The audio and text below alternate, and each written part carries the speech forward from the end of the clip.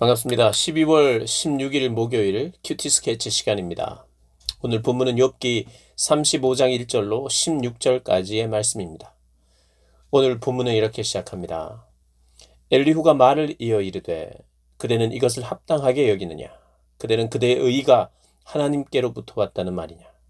그대는 그것이 내게 무슨 소용이 있으며 범죄하지 않은 것이 내게 무슨 유익이 있겠느냐고 묻지만은 내가 그대와 함께 있는 그대의 친구들에게 대답하리라. 오늘 본문도 역시 엘리후의 이야기입니다. 엘리후가 말을 계속해서 이어서 말하고 있습니다. 첫 번째로는 5절부터 8절까지 내용인데요. 이런 내용입니다. 사람의 행위가 하나님께 아무런 영향을 끼치지 못한다. 6절 그대가 범죄한들 하나님께 무슨 영향이 있겠으며 그대의 악행이 가득한들 하나님께 무슨 상관이 있겠으며 그대가 의로운들 하나님께 무엇을 드리겠으며 그가 그대의 손에서 무엇을 받으시겠느냐. 8절에 그대의 악은 그대와 같은 사람에게나 있는 것이요 그대의 공의는 어떤 인생에게도 있느니라. 사람들에게는 긍정적인 영향이나 부정적인 영향을 끼칠 수는 있지만 하나님께는 나의 행위로 말미암아 어떤 영향을 끼칠 수 없다는 것이에요. 좀 더 심하게 말하면 하나님께서 너한테 뭐가 얻을 게 있어서 너를 그렇게 주목하면서 너에게 공을 들이겠느냐. 네가 잘못했으면 하나님은 너를 거들떠보지도 않고 네가 회개하고 빨리 돌아와야 하나님이 받아주시고 이러는 거지. 너에 대해서 그렇게 관심이 있는 것이 아니다. 이렇게 네가 길게 친구들과 이야기하면서 계속해서 우기고 있는데 하나님 별로 관심 없다. 이런 이야기를 하는 것입니다.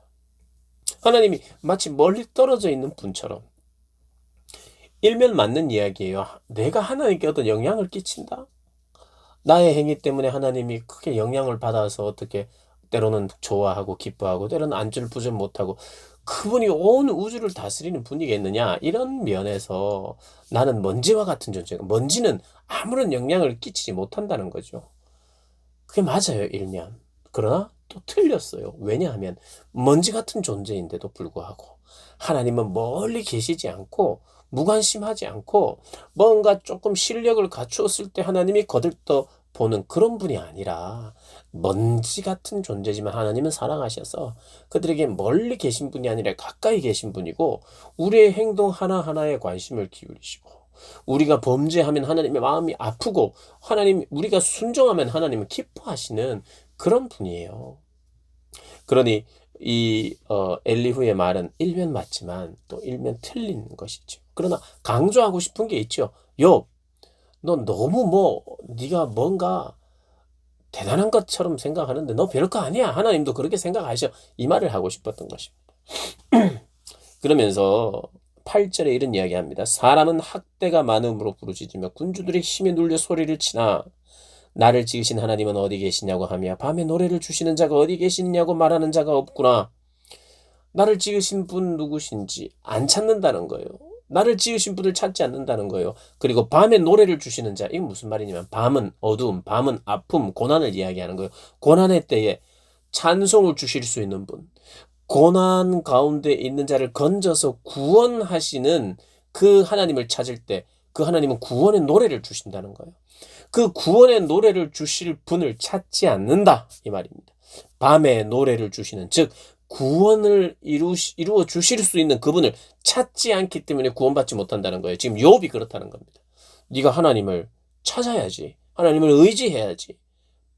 너가 고통 가운데 어두움 가운데 밤을 맞고 있지만 빛을 주실 하나님, 노래를 주실 그 하나님을 네가 찾아야 되는데 네가 지금 찾지 않고 있고 따지기만 하고 있고 불평하고 있다라고 이야기하는 것이죠. 그러면서 이제 찾지 않는다. 그래서 구원받지 못한다라고 하는 어떤 중요한 이야기를 하고요. 맞습니다. 근데 이제 욥에게 정확하게 해당되지는 않지만 많은 경우에 이 말이 맞아요. 우리에게 구원 주실 수 있는 밤에 노래를 주실 수 있는 그분을 찾지 않는 자들이 많아요. 그래서 하나님 찾아야 됩니다. 밤에도 노래를 주실 수 있는 그분을 찾아야 되는데 찾지 않는 것이 문제고요. 두 번째는 교만하여서 교만하여 부르짖는 것, 교만하면서 하나님을 찾는 자들에게 하나님 응답하지 않는다는 거예요. 첫 번째로 구하지 않기 때문에 구원주에게 구하지 않기 때문에 응답하지 않으시고, 두 번째로는 구하긴 하지만 교만한 마음으로 구하면 하나님 듣지 않으신다고 말해요. 12절에 그들이 악인의 교만으로 말미암아 거기에서 부르짖으나 대답하는 자가 없으면 헛된 것은 하나님이 결코 듣지 아니하시며 전능자가 돌아보지 아니하심이라. 교만한 자의 부르짖음은 듣지 않으신다는 거예요. 결론적으로 욥에게 이걸 이야기하고 싶은 것입니다. 구원을 주시는 하나님을 찾아라. 밤에 노래를 주시는 하나님을 찾아라. 그러나 네가 교만하게 너의 의를 굽히지 않고 너의 고집을 굽히지 않고 그렇게 교만하게 나아가면서 부르짖어서는 안 된다. 네가 겸손하게 너를 인정하고 하나님을 인정하라는 거예요. 너를 인정하라는 건 뭡니까? 너의 죄를 인정하고 하나님을 인정하고 하나님을 찾으라라고 이야기합니다. 그러면서 이제 마지막에 15절에 이렇게 이야기합니다. 그러나 지금은 그가 진노하심으로 벌을 주지 아니하셨고 악행을 끝까지 살피지 아니하셨으므로.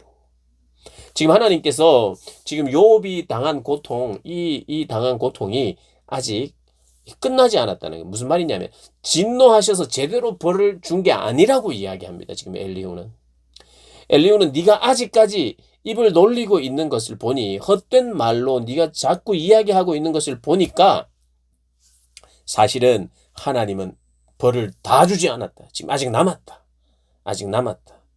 너는 지금도 죄 짓고 있다. 그래서 오히려 그 진노를 더 쌓고 있다. 아직 징벌이 끝나지 않았으니 더 나빠지기 전에 돌아오라 라고 이야기를 합니다.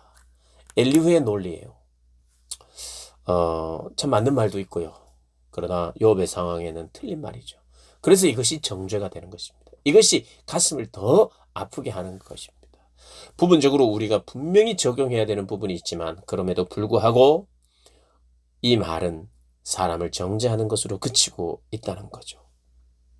이 두 가지 면을 동시에 보면서 나에게 적용할 것들을 적용하고, 그리고 다른 이들을 대할 때 내가 적용해야 될 것도 찾으면서 그렇게 하루하루를 그리스도인으로, 또 하나님의 인도를 받는 사람으로, 겸손히 하나님을 인정하는 사람으로, 밤에도 노래를 주시는 그 하나님으로, 구원을 주시는 그 하나님으로 믿고 의지하며 따라가시기를 주님의 이름으로 축복합니다.